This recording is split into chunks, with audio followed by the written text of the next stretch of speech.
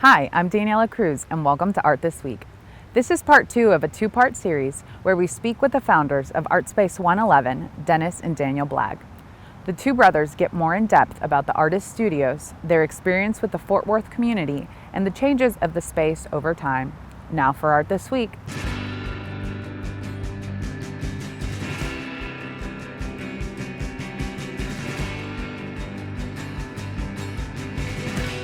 In the kind of 70s and 80s, what was the art scene like here in Fort Worth? And I know that the 70s was before Artspace existed, but what were you two doing, and how did you guys kind of get involved with the others? Primarily we were hiding out, like everybody else was that made art, I think. So, But we were making art, but we also kind of started showing with Ralph Carr at Carr Fine Arts, which was kind of the gallery in town. That's where I first met Nancy Lamb. Okay. And this was like in 72, 73, right after we got out of the service. So it was right around then. And it really was, in the ensuing years, living in Fort Worth since 1966, until the time we both went into the Army, I wasn't aware of an art scene in Fort Worth. I wasn't conscious of who was who and what was going on. We were just working stiffs back then. yeah. And we did art just for the fun of doing it. And that's what, there wasn't any, I didn't really plan a career in it, but once I did decide to do it, I really didn't have a whole lot to lose. You kind of poured yourself into it. So in the early 70s, you just didn't really know about a lot of other artists. I didn't really, working in the area, modern, or-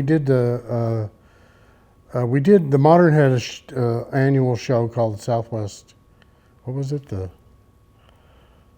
Art of the Southwest exhibition competition or something? It was some kind of Judged by Henry judge. Hopkins or somebody like that. Yeah, something like that. Yeah, and Henry Hopkins was at the Modern. He was really he was an artist friend, and he liked artists and stuff like that. He really befriended so many, and we got in some show there that we entered.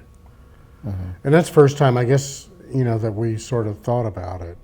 becoming showing- artists, or like full time. Yeah, just thinking about that this could, that we were good enough to do this, Yeah. or, that this could work out or something. Beats driving a truck. So it's good. So, but there was, there was that show, and it was every year, and it got to be kind of a big thing. It was sad to see it go after a while. I'm not sure when they quit doing that. But then there was Art in the Metroplex. Got in that a few times and stuff like that. And so it was encouraging, it was kind of a slow burn that it came about, That's, I think, kind of what put us on the map was having this space and then having an opening. After being here a few years, Cindy had wanted to have a show, so to have an opening and stuff, and then to realize that you could do that in every year or something. And a lot of people would come. And a lot of like you people would said. come, and so and watch it just grow and grow and grow until finally the Art Association took notice of it and decided to join in on the party. And What year was that? Do you know? I'm thinking it was. Well, we were friends of the Art Association, Art Dealer Association. We weren't really bona fide members until Margie. Well, actually we were absolute outlaws until we started doing that, and then they started taking notice of it. Up till then, we were just Well, if two you're guys blocking, and Weatherford guys. Street, and people Yeah. can't, Yeah. they're all waiting in line to come see you. surprised the mayor didn't come shut us down or something. But it's we were it's, two guys in a barn up until then, I think. So, It's always kind of shifted. It's slowly shifting up all the time. It seems like, and Fort Worth's changing a lot. There's a lot of new people coming in and stuff, and that's exciting. And so there's more opportunities. that are out. I want to go back to the 80s and 90s real fast. Who were some of the, you mentioned a couple of artists, but like Cindy Holt and Susan Harrington, but who else who maybe still shows around Fort Worth or? When we first got here in 1981, Dennis and I were the only ones working here during that first year or so. The Woody and Doug joined us, and so the four Blagg brothers were working here at one point. And then their lives took them elsewhere, and of course Dennis and I pretty much stayed on and kept the place going. So we, brought in Cindy Holt, came in, kind of started, and Susan Harrington was probably one of the first that we rented a space to work in. And then Cindy Holt and Nancy Lamb. Nancy Lamb. She still shows here. After that, it was just kind of it goes on to, Al Souza worked here. Susan Miller worked here one summer, and then Carol Benson worked here for a few years. She shows with William Campbell. And Bill Haberon, he worked here probably about 8 years. He is down in Houston somewhere. Jim Malone. Jim Malone was one of the very first ones to work here. And Joanne Mulroy, she's a local artist that teaches out at Trinity Valley. She worked here for a while. Of course, John Hartley, everybody knows John. I think John's at TCC now, but he's very active, really good painter. Joachim Kirsten, who shows with William Campbell. Susan Sweeney worked here for a couple of years, right? Leslie Anzotti worked here for a while and shows here. Matt Clark, who's shows with Conduit in Dallas, also shows here. He worked here for several years. Lena Pack worked here one summer, but that's just to name a few. So, I mean, the artists kind of came and went, and then as when Margie came on board, we kind of changed the structure of that and became more of a show space. And she brought a lot of people. Yeah, and so there are a lot of new artists showing here. And the gallery's expanded, and there's a really good roster that's, fairly ambitious. I think we got Robert McCann now. Oh, Ariel Davis. She's new. She's not only running the place, but she's painting pictures up here too. And now the way it is right now and how it's going and stuff, we do both have more time to devote to just painting. I read a little bit about, or I've heard something about this name, Katie Wright, who lived on the corner next door. Yeah. Can you tell us a little bit about her and your friendship with her? Yeah, Katie was here when we moved in. She had a house right next door where the sculpture garden is. Yeah. And she was a black woman. She was 80 years old in 1980. Well, I think she had some Indian, didn't she? She did have Indian in her. She had these really long braids and kind of blue eyes. And she was really, she was a force. And she was so funny, witty, quick-witted, and really just a pal, a friend. I did a lot of paintings of her. I did of her house. She had this house there that it didn't have the, the thing I remember was it didn't have any plugs. It had no outlets? It had no outlets. All it had was a light bulb deal that they put in there that had plugs. So all the wires ran up to the light bulb. But we were pals and got to be really good friends. I used to help her do stuff and fix her porch when it was falling in on her and stuff like that. And I'd go over and have coffee in the mornings with her. And she was really close to the railroad tracks, and the train would come by, and she had all these pots and pans on the wall. And when the train came by, all the pots and pans would start swaying. It was so funny, And I was really caught up in the house, and there were several years I just did all these paintings about her because she was just she was interesting. She had the same birthday as my mother, and she just was a. She had a coffee house downtown. My mother had a coffee shop on 28th Street, and so there was all these kind of weird similarities. They both were kind of, you know, they were never shy for a quip about something, and real witty and funny like that. And she actually worked at the Texas Hotel or whatever when Kennedy was in town. Yeah. She met him there. Oh, wow. Yeah. But she lived to be, we bought it from her when she was 98. Every time I'm over there, I think about her, you know, where the chickens were, the irises that are out there were ones that she had, and they come up, I think about her. So we kind of, you know, it's informally, I call it the Katie F. Wright Sculpture Garden.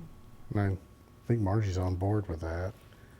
So I think that's kind of neat that, Yeah. you know, that's there. I love that. I'd never heard that part of the history before. Yeah. So And she made the best cobbler. what Really kind? good peach cobbler. Peach? She had a little peach tree right there on the corner of the lot, and she always made really good peach cobbler, and she made the really good oxtail soup. Oh, That sounds was good. She always fixed stuff for me, you know, it was really, really nice. But yeah, I miss that girl. So you mentioned Marjorie, you know, bought the business in 2007, and can you tell us how that kind of changed Artspace 111 and what the trajectory is for the future? It did change things in a big way, and she has raised the brand, the name up more, and elevated it in a way I think it's been wonderful to watch and see and appreciate that all the hard work that she's done to make it. I've always said if that we founded it, that Margie is its guardian angel in many ways and oversees it and keeps it going. And she's really wonderful in that way. And Margie is unflappable. That's the one thing I've really enjoyed. You know, I've kind of mentored her over the years in the art business end of it, and helped her in every way that I can, and given her advice and stuff like that. And she takes it. She takes the advice. For the most part, she takes it and does it, and trusts my instincts as I trust hers. And now she doesn't have to do that so more because she's got her own kind of wing on it, and she's, you know, it has to. Artspace is like a lot of art things, like the modern or whatever. It has to do weddings and has to do little ventures to kind of make side money to keep cash flow and stuff like that going, because it's a challenging thing to do. A gallery is not an easy thing to do. Right. It's a very hard thing to do, and it requires a lot of money to do it, and it requires a lot of effort, and she has stayed steady at the wheel. And she and Will both, her brother Will Grella, who works as well, he's been here the last 3 or 4 years working. He's been really wonderful to work with, get to know. And that the family seems to have a dedication toward art and artists and really cares about them is really rewarding to see, and it is really rewarding to see, to watch this kind of take on a life now and move forward in a big way. And it's kind of exciting to see that something little old Dennis and I started that is kind of taken off. Yeah, and I think in a lot of ways it sort of became one of the nicest spaces in Fort Worth, just the space itself. It's unusual. You know, the gallery space itself. It's not small, and it's pretty good size in terms of the gallery space. And most gallery spaces you go in, it's nearly twice or 3 times bigger than spaces. So I think that was always an appealing part of it that made it interesting to people, was just its size also made a great space. Yeah, there's a lot of things like it. It's kind of... Plus, opening up the back was just a whole other ball game too. Yeah, opening up. You know, because we never did that. It was just always shut back there and Right. weeds everywhere. To end, I want to just ask each of you for I guess, your most memorable or funny story that you had about this building, or in this building, I guess? Well, The time I locked myself out. That only had been one time? I'm surprised. And I had to bust out those little windows are like this. Uh-huh. So I had to bust out a window and then crawl in this window, get my head in. And of course, I was thin enough back then. his I was could breaking slink into the through. building, so mine was a ghost story Oh, no. of sorts. Yes. Oh, So, yeah, Charlie. Charlie. I was here. The Callisons, who owned the building, we went to visit them in San Antonio, and she just flat out asked us, "Have you had any experience with Charles?" And I said, "What do you mean?" He said, "Well, you know his ghost is there." And so I said, "Really?"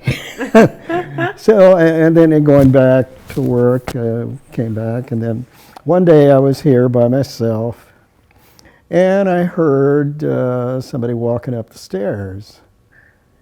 And I thought it was Dan, so I kept working. And then it was walking across the floor, and then it started coming towards me, and I looked, and there's nobody there.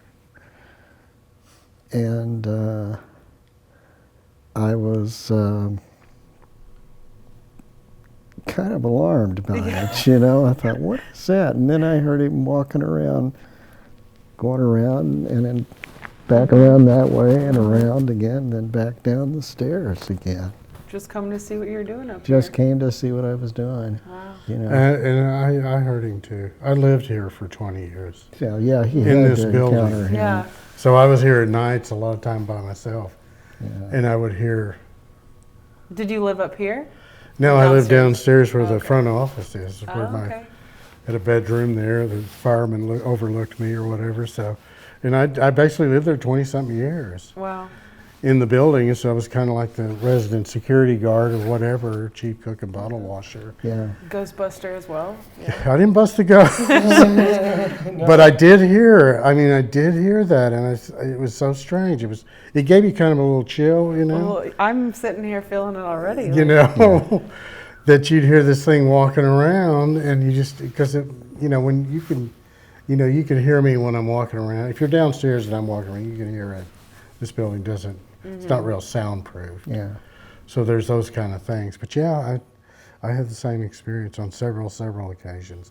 Yeah. And then it seems, after a while, after almost 20 years or whatever, it quit. Yeah. Guess he fell in peace. Maybe the with it, ghost- Yeah, he was so- like, you guys are taking Maybe the good care ghost of it." died. Yeah. I don't know. I'm not needed around here The anymore. ghost died. The ghost died. Yeah, because she said he would sleep here, or he stayed here, wasn't it? Yeah, he would stayed hang on around the building He and stayed they at worked the here. and he worked here and slept here too. So Yeah, I think yeah. he was like here all the time. Anyway, that was my weird experience here, was that paranormal moment and sensing that someone was here, Yeah. but not being able to actually see them. So. And stuff moving around. Mhm. Like in your studio? Yeah, you put something somewhere and then it would be somewhere else. Oh, that's weird. And that was weird. Yeah. So there's. Ooh. Well, thank you both so much for your time. We Absolutely. appreciate it a lot. Sure. Thank you. We want to thank Dennis and Daniel for speaking with us. For more information on the space, go to Artspace111.com. That's it for Art This Week. Thanks for watching.